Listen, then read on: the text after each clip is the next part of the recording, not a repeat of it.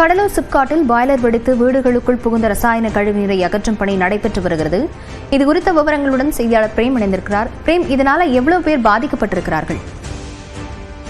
லாவண்யா, கடலூர் சிப்காட் தொழிற்சாலையில் ஏராளமான ரசாயன தொழிற்சாலைகள் இயங்கி வருகிறது. இந்த குடிகாடு பகுதிகளில் லாயல் சாயப்பட்டறை தொழிற்சாலை என்பது கடந்த 10 வருடங்களுக்கு மேலாக இயங்கி வரக்கூடிய நிலையில் அடிக்கடி இந்த தொழிற்சாலையில் விபத்துகள் என்பது தொடர்கதையாகி இருக்கிறது. இந்த நிலையில் இன்று நள்ளிரவில் சுமார் 2:30 மணி அளவில் மக்கள் தூங்கிக் கொண்டிருக்க நிலையில் இந்த சாயப்பட்டறையிலிருந்து ரசாயன கழிவுகள் சுத்திகரிப்பு பண்ணக்கூடிய அந்த கொதிகலனில் வெடித்து விபத்து என்பது ஏற்பட்டிருக்கிறது. இந்த வெடித்து விபத்து ஏற்பட்டதில் அந்த கொதிகளில் இருக்கக்கூடிய அனைத்து கற்களும் அருகாமையில் இருக்கக்கூடிய குடியிருப்புகளில் சிதறி அடித்திருக்கிறது. அதே போல் அந்த அருகாமையில் இருக்கக்கூடிய 20க்கும் மேற்பட்ட வீடுகளும் சிதறியதால் வீடுகளில் உறங்கிக் கொண்டிருந்த 30க்கும் மேற்பட்டோர் கடுமையான படுகாயமடைந்தனர். அவர்களை தீயணைப்பு துறையினர் இடர்பாடுகள் சிக்கியவர்களை மீட்டு கடலூர் அரசு மருத்துவமனையில் சேர்க்கப்பட்டனர்.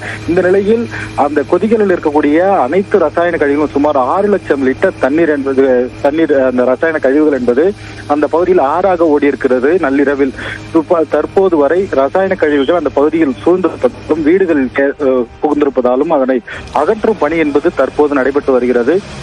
இந்த ரசாயன கழிவுகளால் அப்பகுதியில் இருக்கக்கூடிய மக்களுக்கு மூச்சு திணறல் மற்றும் நெஞ்சு வலி, மூச்சு திணறல் உள்ளிட்ட பல்வேறு உபாதைகள் ஏற்பட்டிருக்கிறது, கண்ணெரிச்சல் போன்றவற்றை. தற்போது அங்கு மாவட்ட ஆட்சியரும் நான் தொலைபேசியில் தொடர்பு கொண்டு கேட்டபோது மாசு கட்டுப்பாட்டு வாரியத்தின் மூலமாகவும் தொழிற்சாலை நிர்வாக சார்பிலாகவும் மாவட்ட நிர்வாக சார்பில் தற்போது சுத்திகரிப்பு பணி என்பது நடைபெற்று வருகிறது. மேலும் மருத்துவ முகாம்களும் அங்கு நடைபெற்று வருவதாக தெரிவித்தார். தொடர்ந்து அதனை பணிகள் என்பது தற்போது நடைபெற்று வருகிறது.